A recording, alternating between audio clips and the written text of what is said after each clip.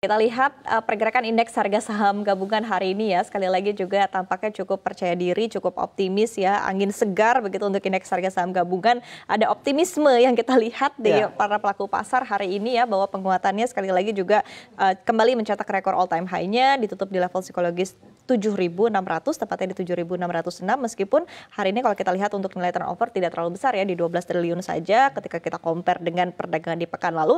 Tapi yang menarik adalah di sepanjang perdagangan di bulan Agustus, Bram. Dari beberapa hari perdagangan ya, ini kita sudah masuk pekan keempat, hanya 5 hari saja indeks harga saham gabungan kita ditutup di zona merah begitu ya. Sisanya memang selebihnya didominasi dengan penguatan atau ditutup di zona hijau. Nah, memang kita ketahui sentimen utama dari para pelaku pasar masih tertuju kepada seperti apa kondisi di Amerika Serikat, kemudian juga The Fed begitu, dan di dalam negeri mungkin dinamika politik yang ada saat ini. Tapi mungkin Bram bisa menggambarkan seperti apa analisanya untuk indeks harga saham gabungan kita pada perdagangan hari ini, silahkan Bram. Oke, baik. Sebetulnya sudah di-spill begitu ya oleh Iva apa-apa saja yang kiranya memberikan aspek tersendiri atau faktor tersendiri di mana penguatan indeks harga saham gabungan akhirnya di bulan Agustus ini cukup terrealisasi atau menjadi hal yang cukup baik bagi para pelaku pasar. Walaupun kalau kita lihat secara keseluruhan, sebetulnya walaupun memang pergerakannya cukup baik Iva di bulan Agustus ini, tetapi andai kita pahami satu persatu emiten-emiten big caps tanah air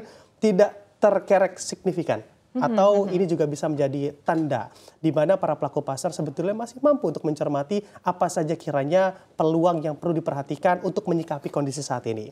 Menarik andai kita melihat pergerakan saham kita di hari ini, di mana kalau kita lihat dari nilai transaksinya atau nilai turnovernya memang tidak sebesar beberapa hari kemarin atau hanya di kisaran 12 triliun rupiah saja, which is ini juga menjadi so-so saja begitu secara nilai turnover.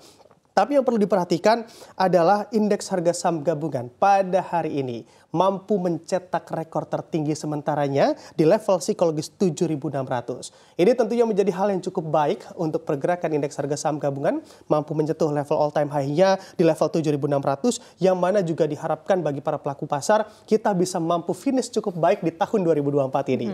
Dengan segala sentimen yang terjadi baik di bulan Agustus dan juga di beberapa hal ke depannya atau di kondisi ke depannya, kita tentunya cermati volatilitas juga masih terjadi di sepanjang tahun 2024 ini. Bahkan banyak yang mengartikan bahwa di tahun 2025 nanti juga akan masih sama saja atau kurang lebih saja. Karena memang yang dihantam adalah secara sentimen global ini masih cukup menjadi sentimen yang panjang begitu, bukan sentimen-sentimen sementara. Kita amati juga secara sektor begitu ya, sektor kontribusinya tadi kita sudah saksikan bersama, ada sektor perbankan big caps, bahkan sektor consumer non primer yang juga menjadi penopang pergerakan indeks harga saham gabungan di hari ini, Pak. Oke, baik. Tapi menarik ya ketika kita melihat tadi kan Bram juga menyampaikan begitu ya, bahwa ini peluang untuk indeks harga saham gabungan bisa ditutup di level 7.800, 7.900. Ini kan semakin kuat ya, begitu, apalagi juga ini sudah diprediksi oleh sejumlah analis begitu ya sejak beberapa bulan lalu, bahkan sejak awal tahun begitu. Awalnya sempat cukup pesimis ya ketika kita lihat pergerakan IHSG sempat koreksi di level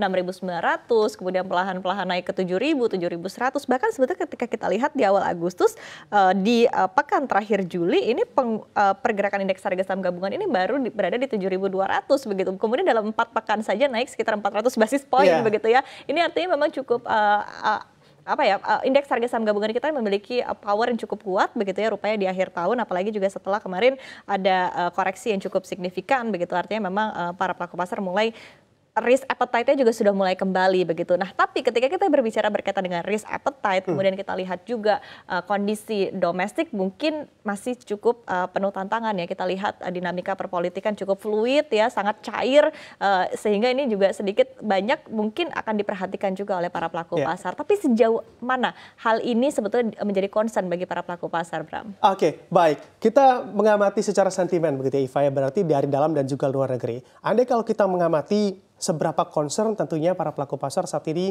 masih mayoritas concern pada sentimen global, yaitu bagaimana pemangkasan suku bunga The Fed. Kita cermati bahwa pemangkasan suku bunga The Fed lihat begitu ya dari narasi Jerome Powell dan juga narasi para ekonom dan juga analis, ini akan terjadi di bulan September nanti dan juga akan diikuti oleh berbagai bank sentral di kawasan lainnya yang juga akan mengikuti memangkas suku bunga acuannya. Tapi perlu dipahami, Eva, bahwa andai kita memasuki era pemangkasan suku bunga atau era suku bunga rendah, ini juga dapat diartikan bahwa sebetulnya ekonomi sedang tidak baik-baik saja.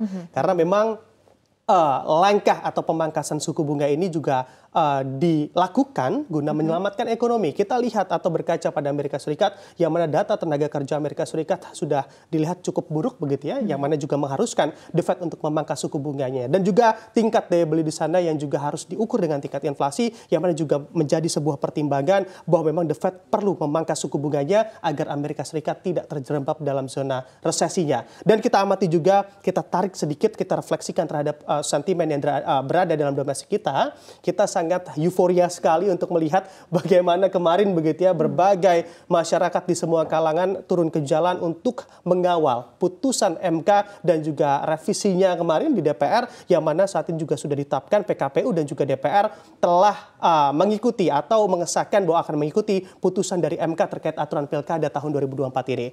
Karena kita kaitkan juga dengan pola investasi di negara kita, apabila memang segi politik kita stabil, ini tentunya akan berdampak baik juga bagi pasar keuangan kita dan tentunya investasi yang masuk ke dalam negeri, Iva. Oke, baik. Tapi memang tampaknya aliran dana ini fokusnya ya. Tadi sekali lagi adalah berkaitan dengan pergerakan dari suku bunga The Fed, begitu ya, optimisme sehingga risk appetite juga para pelaku pasar ini juga cenderung lebih tinggi ya. Kita bisa lihat juga mungkin dari posisi rupiah juga ya hari ini juga cukup kuat begitu. Memang cukup percaya diri para pelaku pasar untuk kembali masuk ke dalam aset-aset yang lebih bervariasi. Betul. Ya Bram ya.